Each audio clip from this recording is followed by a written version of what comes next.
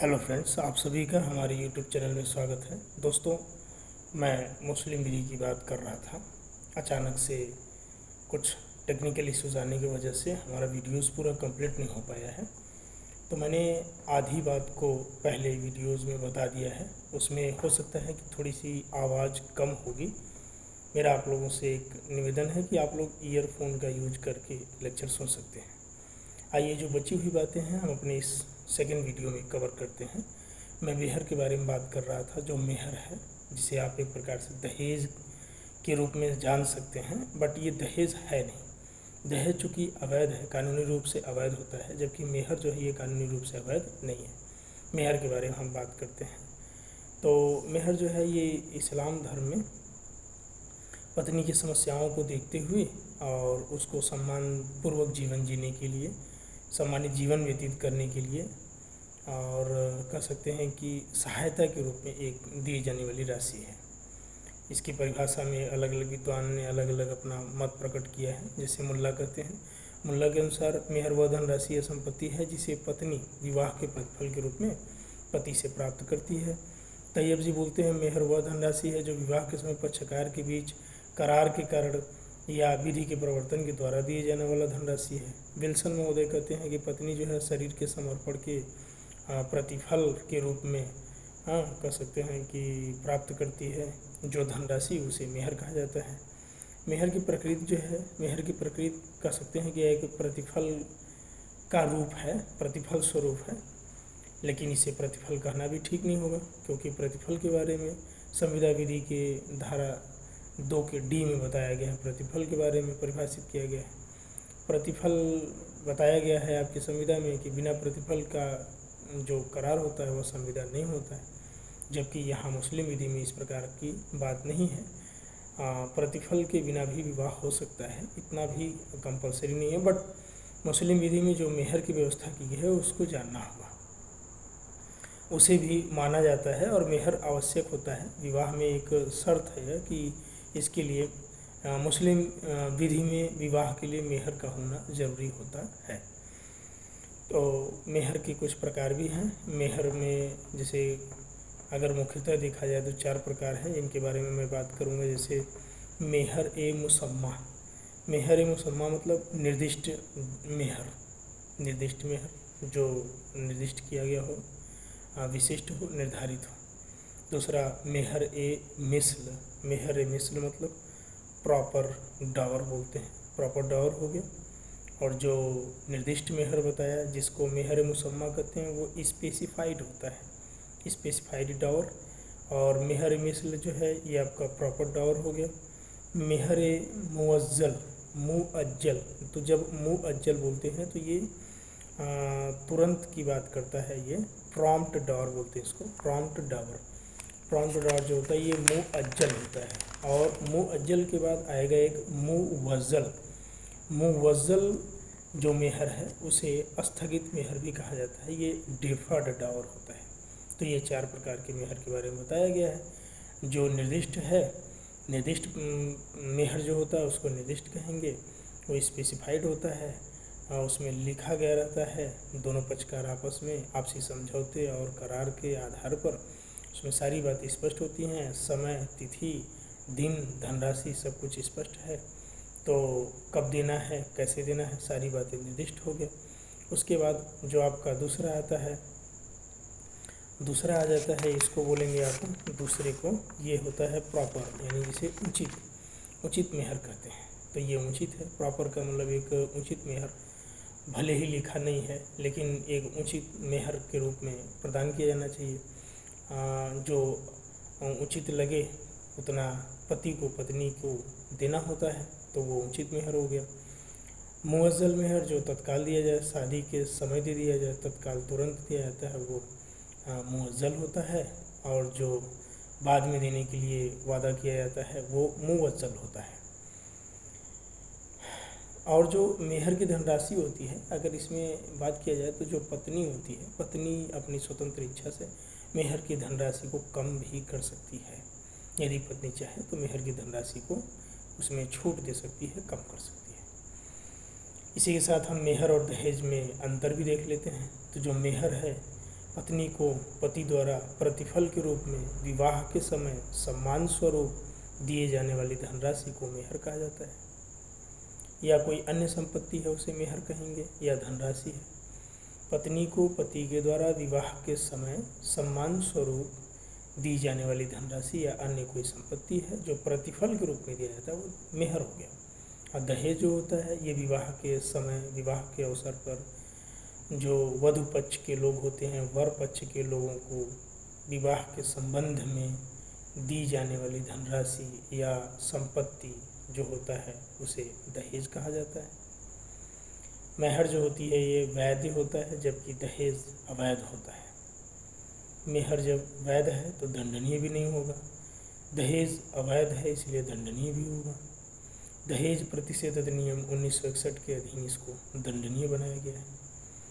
और मेहर जो है ये एक सामाजिक बुराई नहीं है, जबकि दहेज एक सामाजिक बुराई है।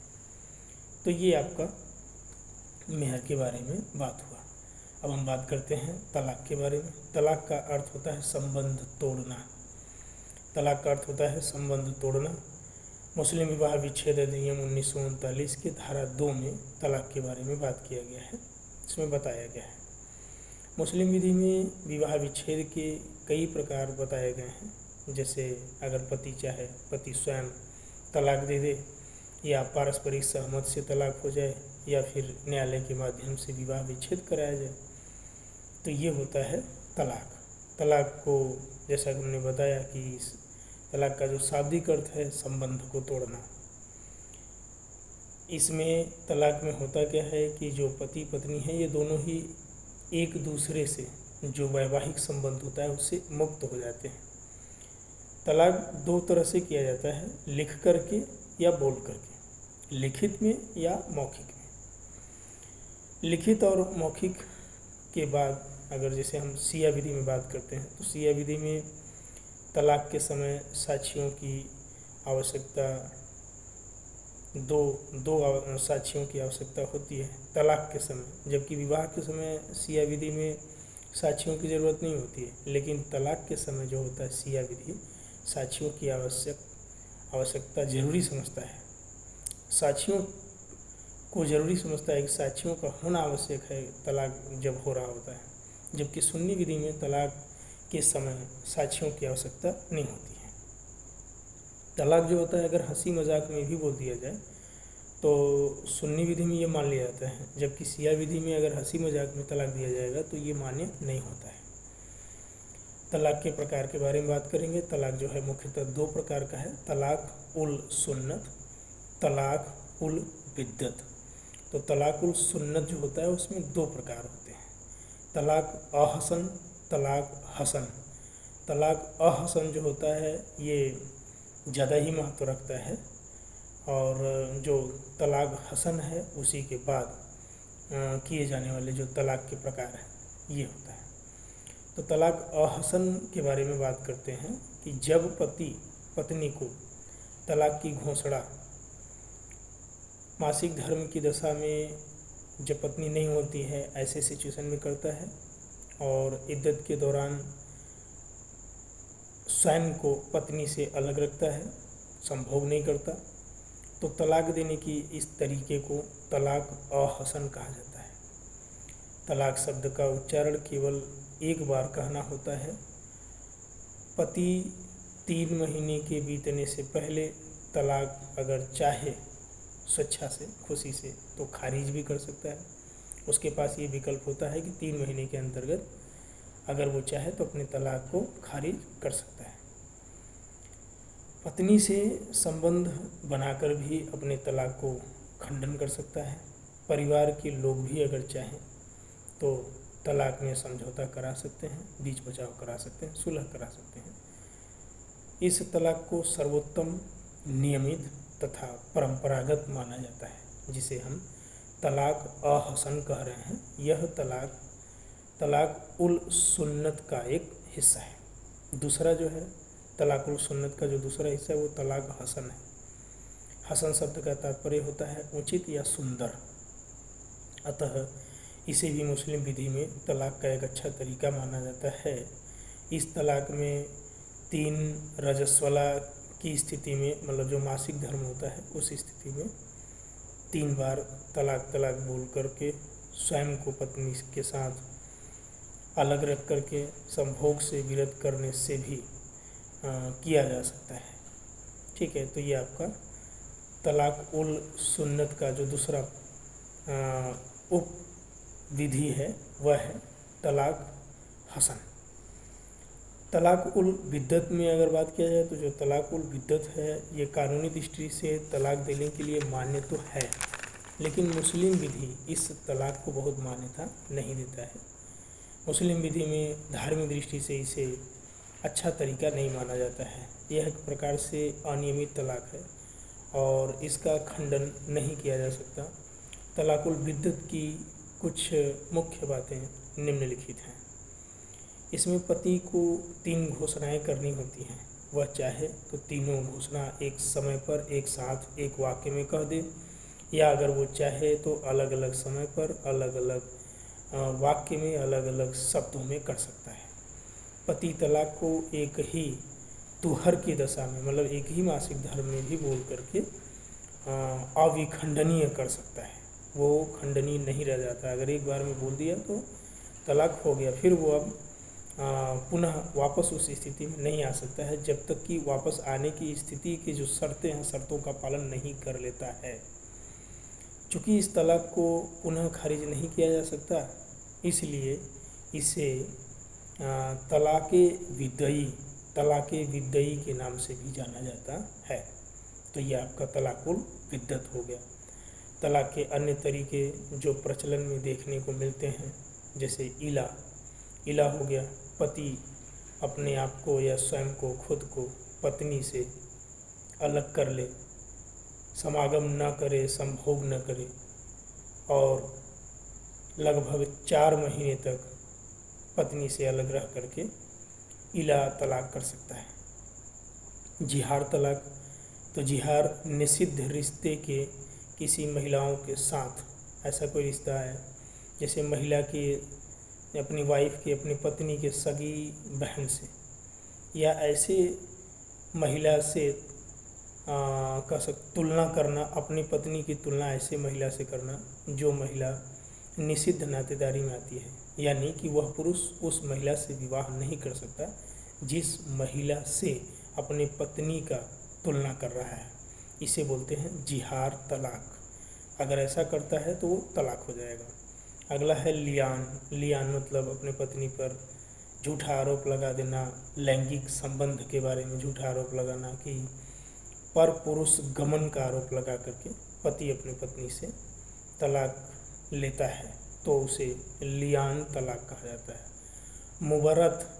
मुबरअत जो है ये आपसी सहमति द्वारा लिया गया तलाक होता है, जिसमें दोनों ही पक्षकार अपनी इच्छा से स्वेच्छा से विवाह विच्छेद कर लेते हैं, तो इसे मुबरअत बोलते हैं।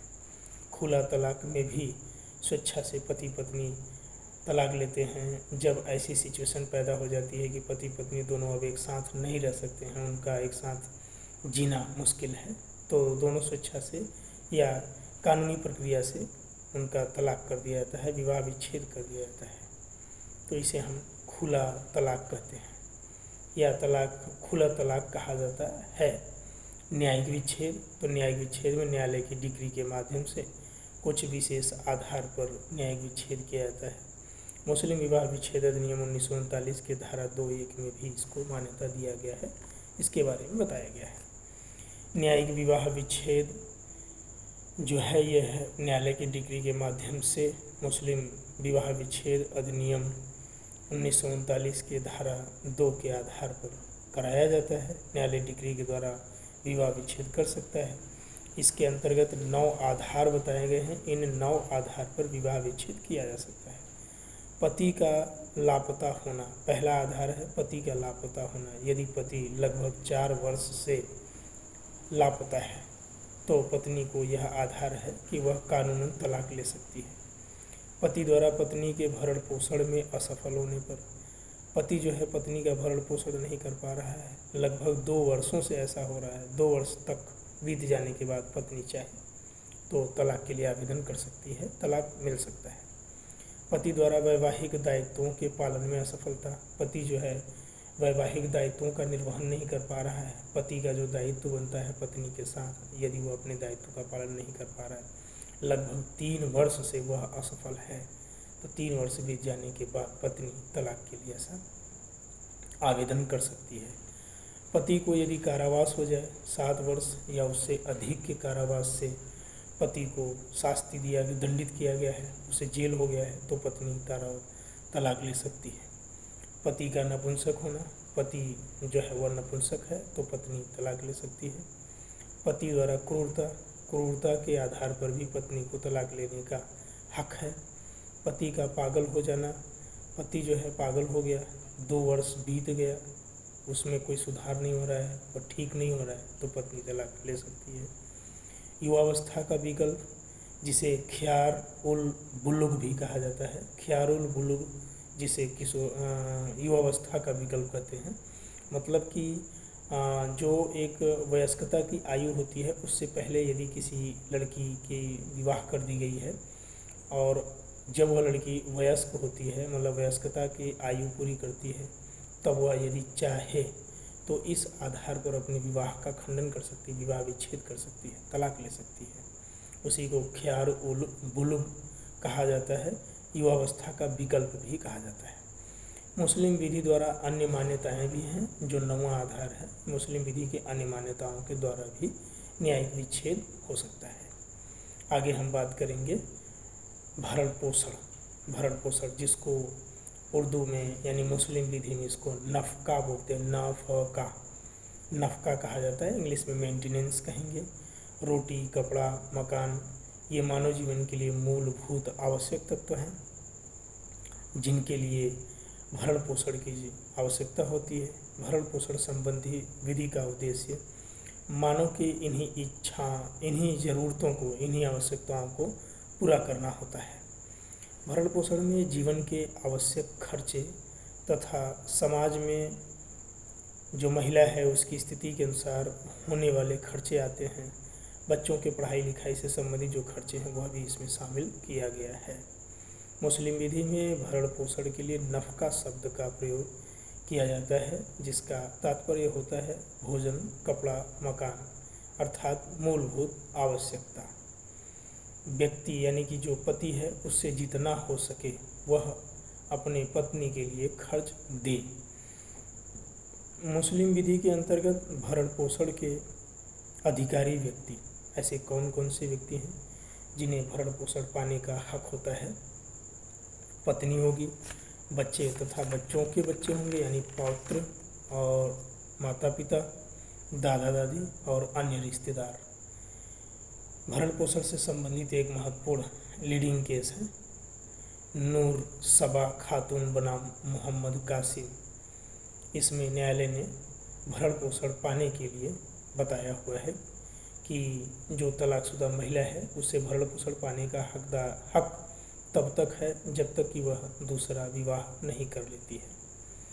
आगे हम बात करेंगे हिबा को इंग्लिश में गिफ्ट कहा जाता है, हिंदी में दान बोलते हैं। दान को उर्दू भाषा है हिबा। यह एक प्रकार दान एक प्रकार का संपत्ति का हस्तांतरण है। दान एक प्रकार के संपत्ति का हस्तांतरण है जो बिना किसी प्रतिफल के एक व्यक्ति द्वारा दूसरे व्यक्ति को दिया जाता है। दान तभी पूर्ण होगा जब दूसरा पक्षकार दान को ग्रहण करने के लिए स्वीकार कर ले, मतलब दान को स्वीकार करे, तो यह पूर्ण हो जाता है।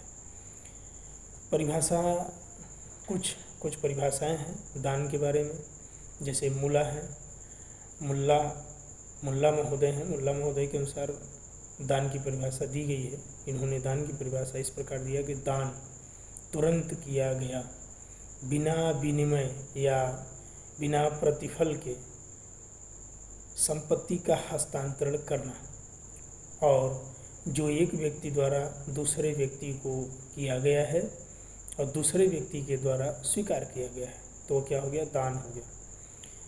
हिदाया महोदय भी बोलते हैं कि दान तुरंत किया गया बिना किसी प्रतिफल का हस्तांतरण होता है, जिसमें एक दाता और एक आदाता होता है। आदाता को दान को स्वीकार करना होता है। तो ये दान की कुछ महत्वपूर्ण परिभाषाएं हैं। दान के आवश्यक तत्व भी हैं कि दान कब, और अगर ये सारे आवश्यक तत्व पाए जाते हैं तो दान होगा, अदरवाइज दान नहीं होगा। एक मान्य दान के लिए, मतलब वैध दान के लिए ज़रूरी है कुछ आवश्यक तत्व, निम्नलिखित बातें हैं जिनका होना ज़रूरी है। दानकर्ता द्वारा दान की घोषणा किया जाना चाहिए।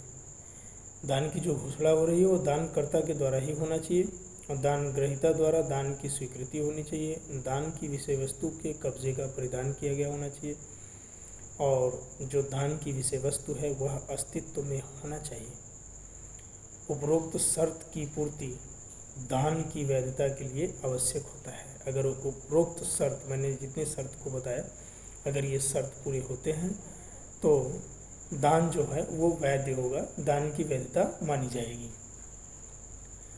अब आगे हम बात करते हैं, एक दान होता है जिसको शून्य दान भी कहते हैं, शून्य हिबा भी बोल सकते हैं। मुस्लिम विधि के अंतर्गत शून्य दान के बारे में हम अगर बात करें तो कह सकते हैं कि कुछ ऐसे दान हैं जो शून्य होते हैं, उनके बारे में बात करूंगा। मुस्लिम विधि के अंतर्गत निम्न प्रकार के दान शून्य तथा निष्प्रभावी हैं, अतः इन्हें शून्य हिबा भी कहा जाता है। ये दान निम्न हैं, जैसे भविष्य में दिया जाने वाला या किया जाने वाला दान। तो भविष्य में किया जाने वाला जो दान है वह शून्य दान है। आकस्मिकताओं पर आधारित दान या उस पर आश्रित दान है, मतलब कोई आकस्मिकता है, जब तक वह आकस्मिकता पूरी नहीं होगी तब तक दान नहीं होगा, उसी पर आश्रित है, तो ये शून्य दान है। शर्त सहित दान तो दे रहे हैं बट उस पर कोई शर्त लगा दी है कि मैं आपको दान दे रहा हूँ बट उसके बदले मुझे कुछ लेना है, या उसका कोई फ़ायदा जो व्यक्ति दान कर रहा है उसको भी चाहिए, तो वो दान शून्य हो जाता है। किसी अजन्मे व्यक्ति को दान कर रहे हैं, ऐसा व्यक्ति जो जन्म ही नहीं लिया है, अब उसके हित में दान कर रहे हैं या उसके लिए दान हो रहा है, तो दान शून्य हो जाएगा।